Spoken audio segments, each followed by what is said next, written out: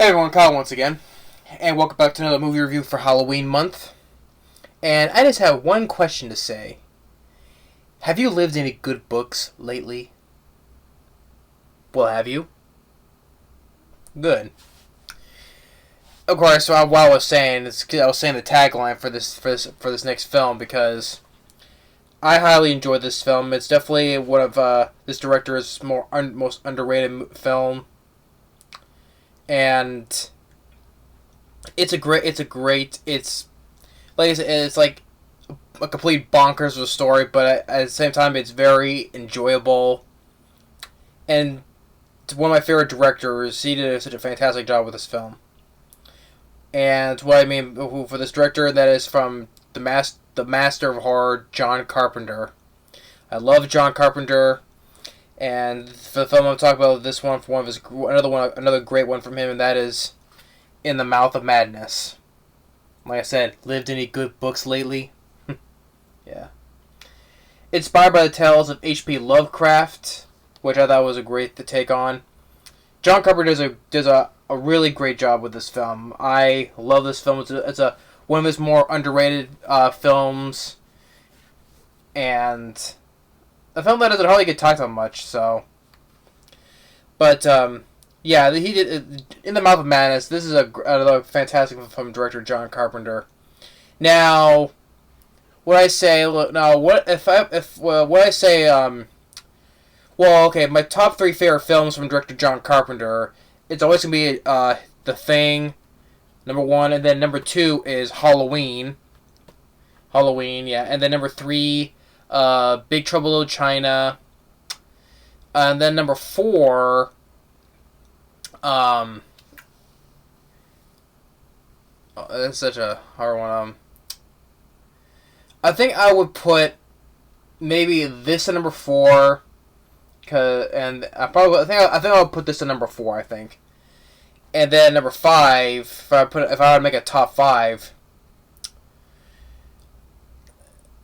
Okay, to be fair, I would say if I had tips, because I had to put this on, because this is going to be one of the next reviews going to be coming up after this. That is, if number five is either, what did I say? It's either The Escape from New York, and number six, or The Fog. Either way around, 5 or 6. So those will be my top 6 films from John Carpenter. But, yeah.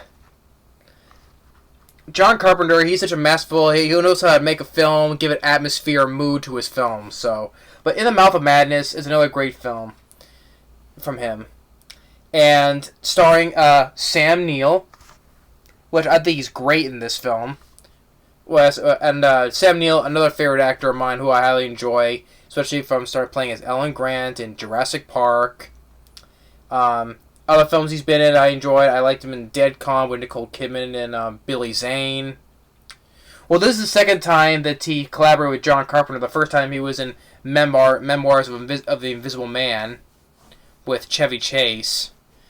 Now, I would say this is better than Memoirs of Invisible Man, because Memoirs of Invisible Man, I think someone brought up to me that I should review that film. I don't own the DVD, and I haven't seen that film in a long time, but I know it's one of John Carpenter's weaker films, sad to say. So, I don't own Memoirs of Invisible Man. I'm not planning to review it anytime soon, so the one person who told me to review that film, not anytime soon, so I don't own the DVD, and I haven't seen that film in a long time, so, but I know it's one of John Carpenter's weaker films, sadly. But I'm saying that because Sam Neill is the first time, then this is the second time with John Carpenter in The Mouth of Madness, and he did such a great job in this film. But I enjoy Sam Neill among other films as well, and he did such a fantastic job. And you got other cast members. You got Julie Carmen, Jurgen Prochnow, John Glover, and Charlton Heston has a small role in this. And the story is insane in this film. How the way John Carpenter envisions this from a take on H.P. Lovecraft. And so the story goes. Firstly, the score by John Carpenter and Jim Lang. I enjoyed the score to this, especially how it opens up a title. It goes with this rockin' music. I enjoy that. I enjoy that opening. It's a way to open up a movie with a rockin' music.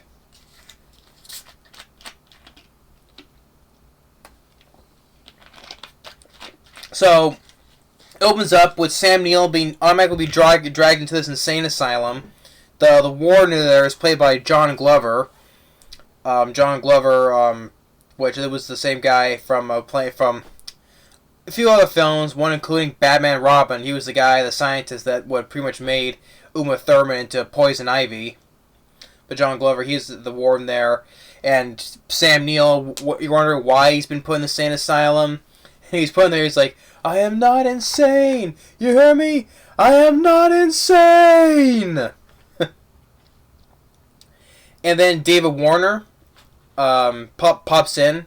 You know David Warner, he's been among other films as well. He pops in to ask Sam Neill how did he get in the insane asylum. And when he walks in his cell and himself is covered in crosses. And so as Samuel's explaining, he was this guy who was like this, I think it was an insurance investigator. He's an investigator, but what is it, an insurance investigator? Yeah, he's freelance. And he's talking with a friend of his, a colleague of his, and then this guy goes in at a restaurant, and then this guy comes and acts his way through the window, and he tells him, "Do you read Sutter Kane?" And Samuel's he doesn't know what to say, and the cops shoot him. So Samuel then gets another task of this publishing company run by Charlton Heston, and Julie Carmen's there as Charlton Heston's editor.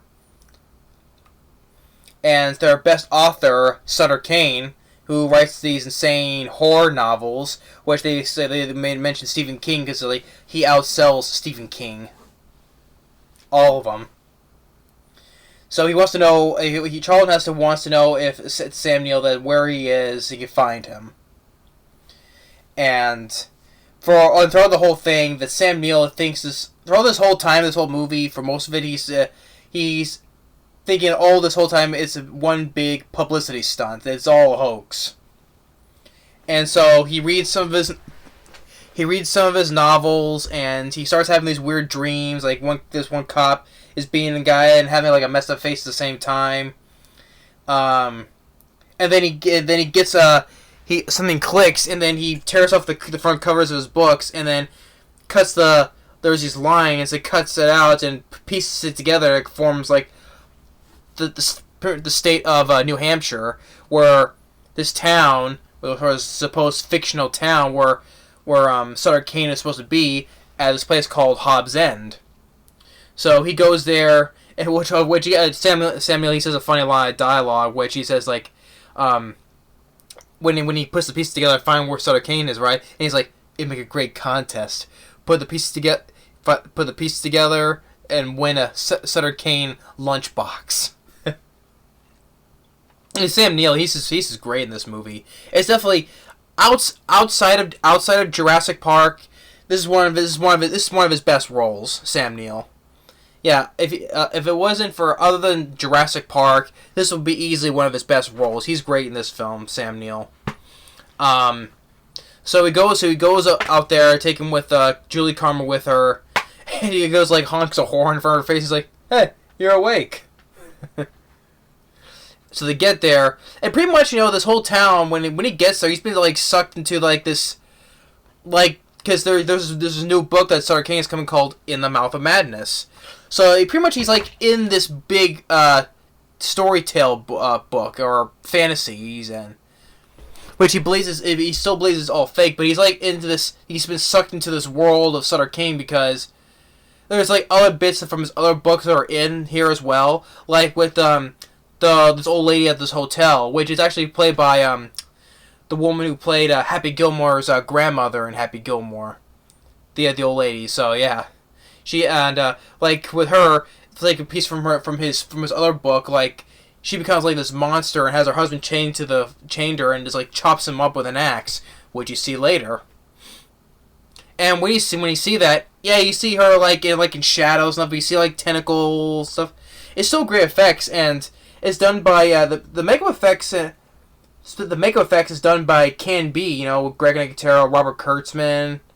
You know, who did like many makeup effects on many other horror films, including The Walking Dead, of course.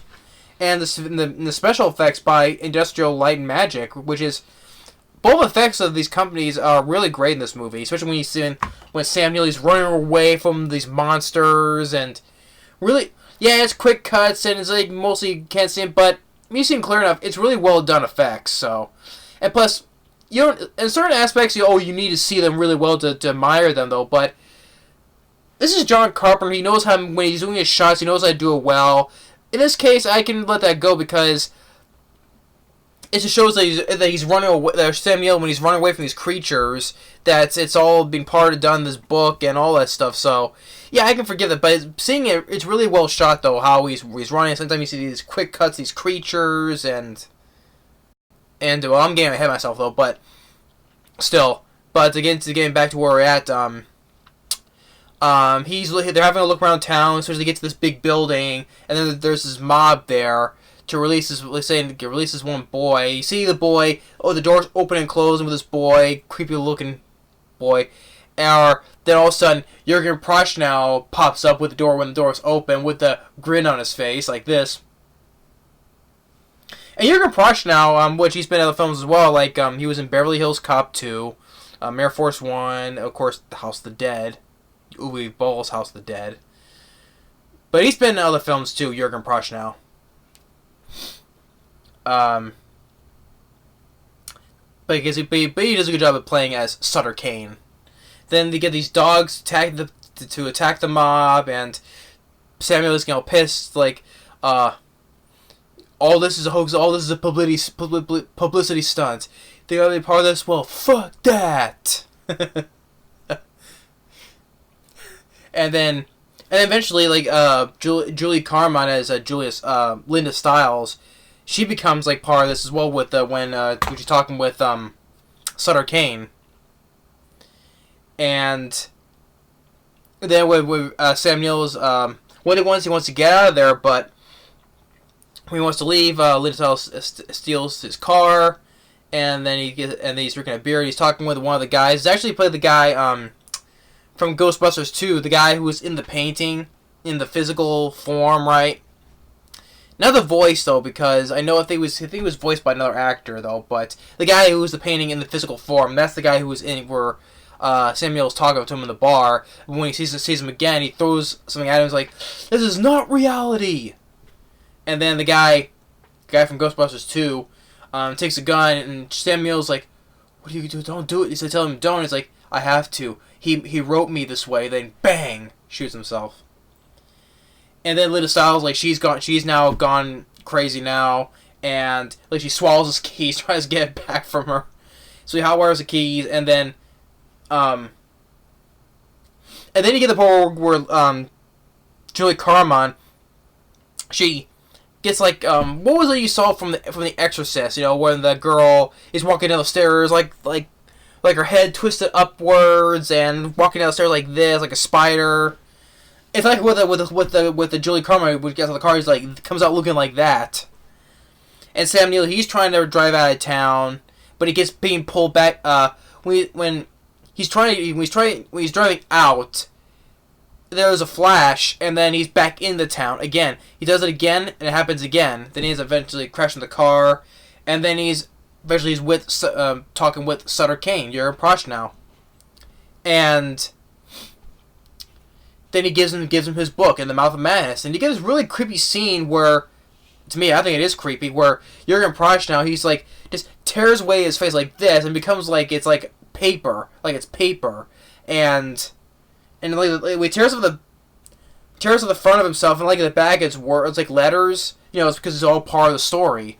And then that's when Sam Neill is running away from those creatures, well done effects, and then he when he gets to this motel, he burns the manuscript, and then when he's on a bus, Jurgen Prochnow pops up again and shows him how this has this power that he has, And when he tells him, my favorite color is blue, and then boom, he just makes the whole film filter blue. And I love Sam Neill's he's looking at everything is blue, then he starts screaming, ah! Ah! I love how the way he just starts screaming like that, just like he's now losing it, and I was like, I love the part when he just starts screaming like that, like a lunatic. But then by the time when he gets back talking with Charlton Heston, Charlton Heston tells him that he gave him the book months ago, so time is now like there's been like a time lapse now. Now because he gave it to him months ago, and then Sam is like, "Don't let them read the book; it'll drive everybody insane. It'll drive everybody crazy." And then Charlton Heston goes, "Well, I hope so, because the film comes out next week." And then Sam is like, "Oh Christ!" And so the book starts selling, and now Sam Neill he becomes like sort of like the guy from the beginning where he travels his way through the window saying, "Do you read Sutter Kane?" Sam Neill talks to this one guy, this young guy, then he takes an axe and kills him, and that's how he ended up in the insane asylum. So after when Sam Neill finished talking with David Warner. David Warner, after he leaves, then there's lots of noise and flashes outside his door, and basically now the world has now come to an end now. There's like very few people like left, because you hear a person on the radio saying, "Is there anybody unaffected?" And Sam Neill, he's walking around, and then goes to the movie theater about the movie In the Mouth of Madness. And then so he gets some popcorn. He sits down and he starts laughing about his own story, about his own spiral down into madness. Just shows him all visually about him, and then he starts laughing hysterically. So, yeah.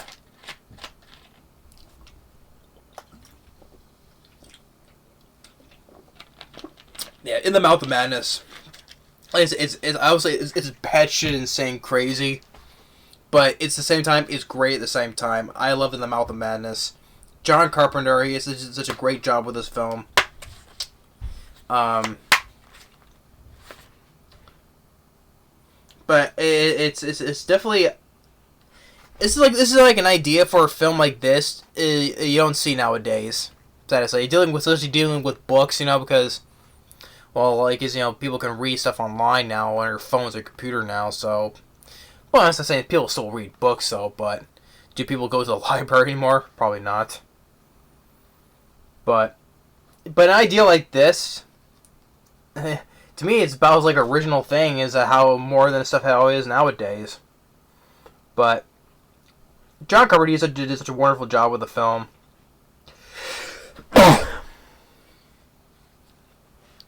Sorry.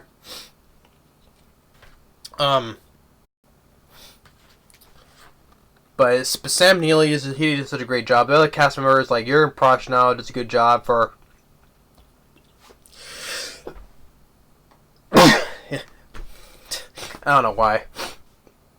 But, Julie Carmen was fine for her role, in which she was, also in, the film she was in Fright Night Part 2. She was the villain in that. Like I said, Jurgen Prochnow did good. Charlton Heston, he was fine for the small role that he had. But yeah, I thought it was a great film. And I thought it was also one of the films that. This is one of the films, which I only seen a couple of films in this because years ago when this film came out. This was released in early 1995. This one I really hold because I definitely had the privilege with my whole family to see this in a late night drive-in. Yeah, my dad does remember this. We saw this in a drive-in. sitting in our cars. If anyone remembers drive-ins, sitting in your cars, watching the big screen outside. If anyone remembers what a drive-in is. So, but yeah, I saw this when I was little. It came out in 1995. I was not even 3.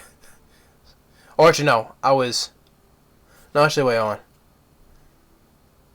I think it was in 1995.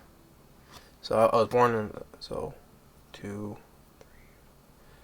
Yeah, I think I was not. No. So yeah, I was not even 4. Yeah, 4. I was always about 3.5. So yeah, I was very young when I saw this in a drive-in with my whole family. So yeah, with my mom, my dad, and even my brother too. But I'm sure he wanted to. He's not remember because he was way too young to remember. So, but I do, and so does my dad. So yeah, that's another great film. Why I think a great thing about this film because I had a privilege of seeing this in a drive-in. So yeah, that's another great thing about this film. I saw John Carpenter's The Mouth of Madness in a drive-in.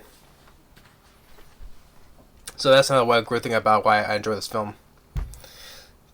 But the effects by Can B and Industrial Light and Magic was great. The score by John Carpenter and Jim Lang was great. Cast is great, especially Sam Neill, easily one of his best roles.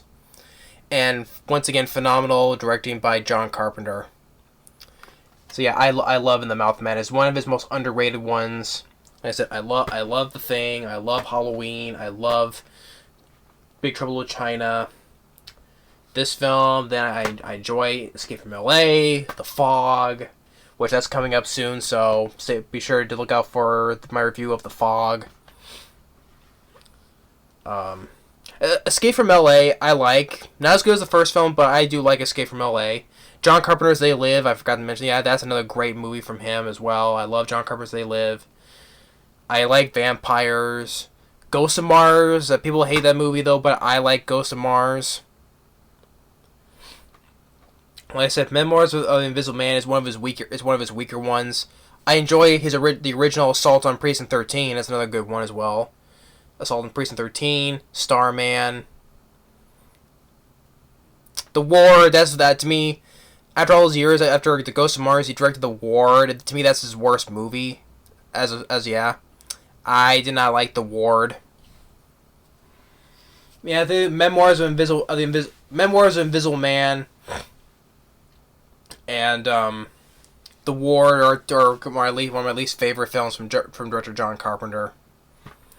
But this is a great film. It's insane, crazy, bonkers, you say.